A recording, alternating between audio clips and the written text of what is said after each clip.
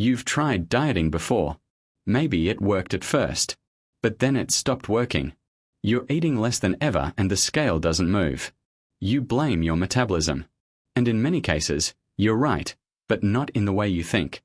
Research on metabolic adaptation shows that a slow metabolism is not primarily a genetic sentence. It's a biological response to specific inputs, most of which you're providing without knowing it. A major investigation by Michael Rosenbaum and Rudolf Leibel at Columbia University demonstrated that the body's metabolic response to weight loss is far more aggressive than previously understood. After losing 10 to 15% of body weight, participants' resting metabolic rates dropped by an average of 15%, more than could be explained by the weight lost. The body was actively defending its previous weight by reducing how many calories it burned at rest. Metabolic rate research sits at the intersection of endocrinology, exercise physiology, and nutrition science. The mechanisms by which metabolism slows, and how to counteract them, are now well characterized in the literature. In this video, we are going to see what actually causes a slow metabolism, distinguishing the biological realities from the misconceptions, and what the evidence specifically supports for reversing metabolic slowdown and restoring a higher resting metabolic rate over time. Most people believe metabolism is primarily genetic. Some people are born with fast metabolisms and some with slow ones, and there's relatively little you can do to change that baseline. But research paints a more complex and more optimistic picture. While genetic variation in metabolic rate does exist, it accounts for only 20 to 40% of total variation in resting metabolic rate. The most common cause of a metabolically slowed state that doctors miss: previous or ongoing severe caloric restriction. When calories are significantly cut, below 1,200 to 1,500 calories for most adults, the body activates metabolic adaptation through multiple pathways simultaneously. Thyroid hormone output drops. Leptin levels fall. Non-exercise activity thermogenesis, the energy you burn through spontaneous movement, fidgeting, and daily activities, drops significantly. And muscle protein synthesis slows to preserve energy.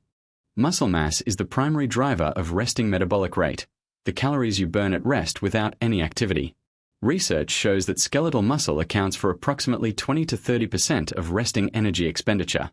Each pound of muscle burns approximately 6 to 10 calories per day at rest, which doesn't sound like much individually, but 20 pounds of muscle versus 15 pounds produces a 30 to 50 calorie daily metabolic difference that compounds significantly over years. Muller and colleagues at the German Institute of Human Nutrition conducted a comprehensive investigation of metabolic adaptation mechanisms during caloric restriction.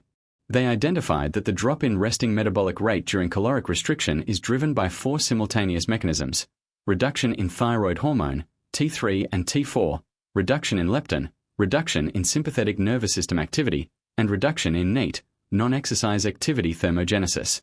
Research by Speakman and Selman on physical activity and resting metabolic rate established that resistance training produces a more durable metabolic rate increase than aerobic exercise, because it builds the muscle tissue that drives resting metabolism. Studies show that each kilogram of muscle gained through resistance training increases resting metabolic rate by approximately 13 calories per day. Across a meaningful muscle gain of 5 kilograms, achievable in a few months of consistent training, that represents 65 additional. Thyroid function is a primary metabolic regulator. It sets the rate at which every cell in the body converts nutrients to energy. Research shows that even subclinical hyperthyroidism, thyroid function within the normal TSH range but with free T3 below optimal, can reduce resting metabolic rate by 10 to 15%. At the same time, chronically elevated cortisol from stress or poor sleep can suppress thyroid conversion of T4 to the active T3 form, meaning stress-related. 3 additional metabolic rate suppressors that research identifies with strong evidence: sleep deprivation. Even 1 week of sleeping 6 hours per night reduces resting metabolic rate by 5 to 8% and significantly increases appetite.